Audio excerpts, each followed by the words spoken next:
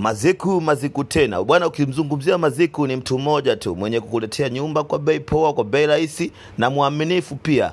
Bwana, nyumba hii hapa inauzwa milioni 13,500,000. Nyumba hii bwana ilikuwa imeanza milioni 18, ikashuka 17, ikashuka 15 kama kawaida yetu. Nyumba sasa imefika milioni 13,500,000. Bwana, ukija kuchukua nyumba hii bwana, basi Maziku usikose kumuona. Maziku usikose kumuona kwa sababu mwenyewe ndio anahitaji pesa hiyo milioni 13,500,000. Sasa kuonyeshwa hii nyumba bwana ni 20,000, ni 20,000, ni 20,000. Umenunua au kununua nyumba hii hapa kabisa. Nyumba iko sehemu nzuri, mitaa hii hapo ya kisasa, watu waliojenga kama unavyoona wameshiba. Unasubiri nini? Unangoja nini? Nyumba ina maji, umeme upo, huduma zote za kijamii zinapatikana.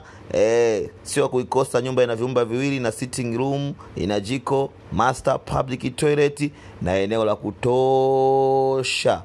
Bwana, hii sio ya kuikosa. Maziku tena. Nikikwambia tena na tena ujue na tena. Sasa unasubiri nini? Unangoja nini? Uko wapi wewe? Asiyekuwa na bahati hawezi kubahatika. Wewe ujipatie nyumba hii hapa kwa milioni 13.